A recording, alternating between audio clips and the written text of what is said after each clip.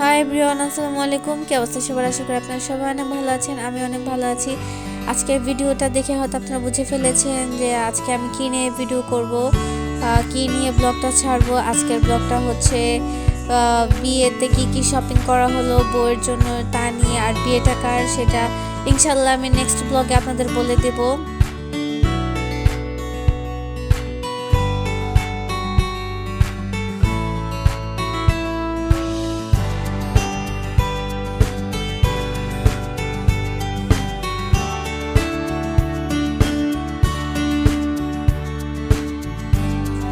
এরপর এখানে বুবু এক এক করে সব জামা কাপড় বের করছিল বউয়ের এবং বরের। আসলে সব জামা সব মানে লেহেঙ্গা শাড়ি যেটাই বললো সবগুলো অনেক আমার কাছে ভালো লেগেছে, কালারগুলো অনেক সুন্দর হয়েছে।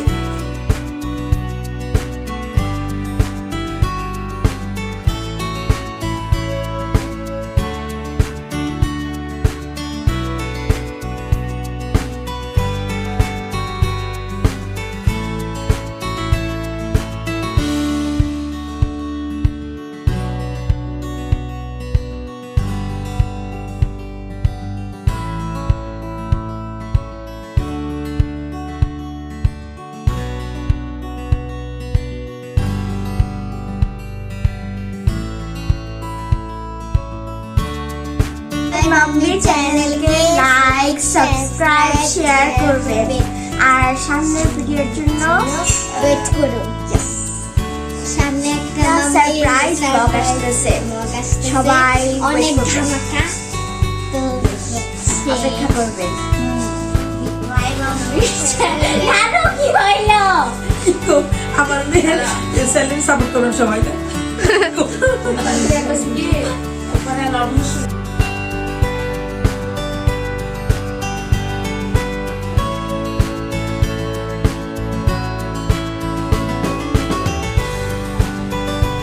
এরপর মেহেদি দেওয়ার জন্য আমি আর আমার ছোটো বোন সারা চলে গেলাম অহনাদের বাসায়। আসলে আমরা বিকালে চলে গিয়েছিলাম ওদের বাসায়। এক হাতে অহনা দিয়ে দিচ্ছিল, আরেক হাতে অমিয়া দিয়ে দিচ্ছিল সারাকে। তো ওদের মেহেদি দেওয়া অনেক সুন্দর হয়, তাই আমরা ওদের কাছে মেহেদি দিতে চলে গেলাম। এই তো এখানে সারার এক হাত কমপ্লিট হয়ে গিয়েছে, অনেক সুন্দর হয়েছে মেহেদি দেওয়া। সারা তো অনেক খুশি মেহেদি দিয়ে। এরপরে এই যে আমারও আরেক হাত কমপ্লিট হয়ে গিয়েছে।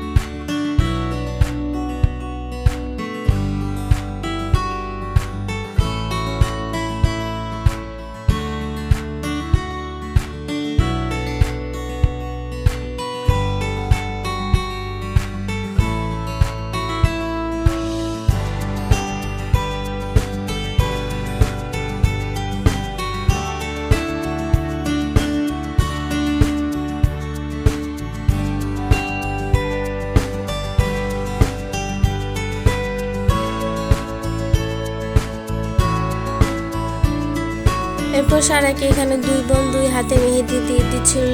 এর মধ্যে আন্টি আমাদের জন্য অনেক কিছু আয়োজন করে, আর আমি পুডিং পছন্দ করি, এই জন্য আন্টি পুডিং বানিয়েছিল আমার জন্য। এরপর নুডলস ছিল, চিকেন ফ্রাই ছিল, আর অহনমিয়া যেহেতু ফুচকা পছন্দ করে তাই আমি ওদের জন্য ফুচকা নিয়ে গিয়েছিলাম।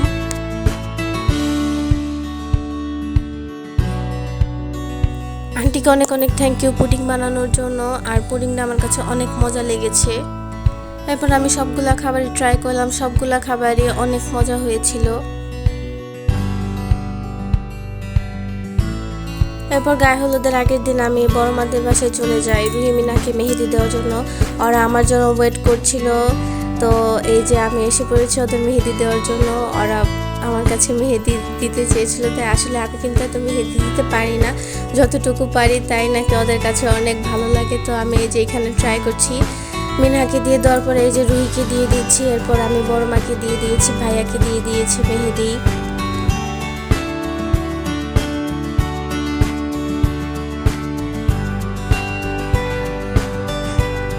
এরপর আমি মোবাইল থেকে দেখে ওদের ডিজাইন দিয়ে দিচ্ছিলাম। রুহি আসলে আমাকে একটু পরপর এই ডিজাইন দেখাচ্ছিল, ওই ডিজাইন দেখাচ্ছিল।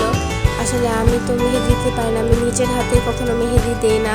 তো আমি যতটুকু ওদের হাতে দিয়ে ওরা নাকি অনেক পছন্দ করে, আর আমি ওদেরকে আমার বেস্টটা ট্রাই করে দিচ্ছিলাম মেহেদি দেওয়ার জন্য, যাতে ওদের হাতটা অনেক সুন্দর লাগে দেখতে। আর রুহি মিনাকে মেহেদি দিতে অনেক দেরি হচ্ছিল, তাই বুবু বললো যে আমি নিজে নিজে মেহেদি দিই। আসলে বুবুর মেহেদিটাও অনেক সুন্দর হয়েছে, আর আমার মেহেদির রং দেখতে পাচ্ছেন কত গাঢ় হয়েছে। আর আমরা ওই দিন অনেক মজা করেছি, দেখেন কত নাচা গানা, কত মজা।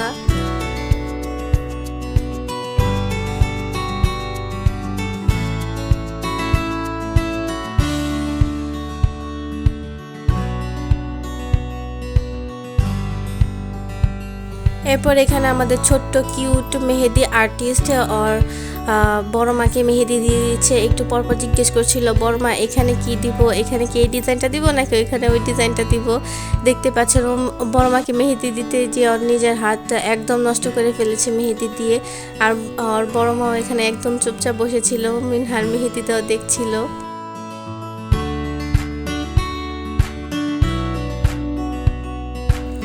এরপর এখানে ভাইয়া চলে আসে। আসলে আমি তো কখনো এত মেহেদি দিই না, আর যেহেতু ভাইয়া বরের হাতে কি মেহেদি দিব সেটাও বুঝতে পারছিলাম না। সেজন্য সবাই ডিসিশন নিল যে তোমার ভাবির নামটা ভাইয়ার হাতে লিখে দাও। এই জন্য আমি একটু ভাইয়ার হাতে ভাবির নামটা লিখে দিলাম। এরপর মেহেদি দেওয়া শেষ করে আমরা সবাই মিলে ছাদে চলে আসলাম।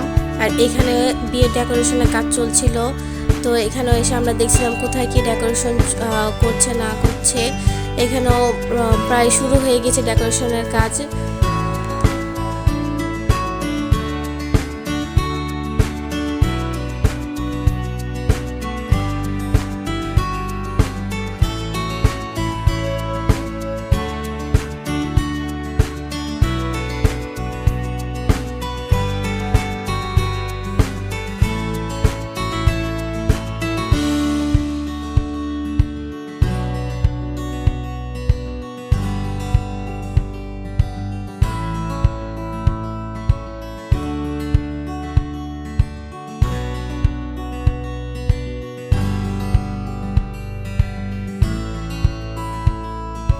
এরপর এখানে আমি আর রুহি একটু মেহেদি দেখছিলাম, কাঠটাকে এরকম লাল হয়েছে। রুহি আসলে মেহেদি দেখাতে দিচ্ছে না আমাকে, অনেক ডিস্টার্ব করছিল।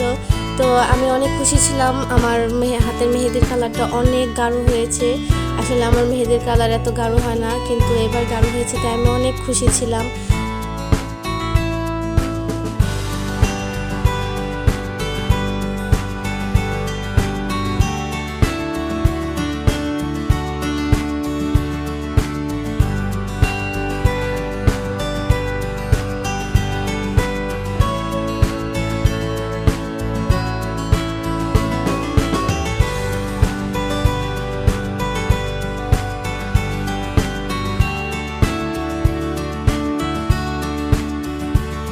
আর আজকের ব্লগটা এই পর্যন্ত। আমার ব্লগটা যদি ভালো লেগে থাকে তাহলে সবাই লাইক কমেন্ট শেয়ার করবেন এবং সাবস্ক্রাইব করবেন, পাশে থাকা বেল বাটনটিও ক্লিক করবেন।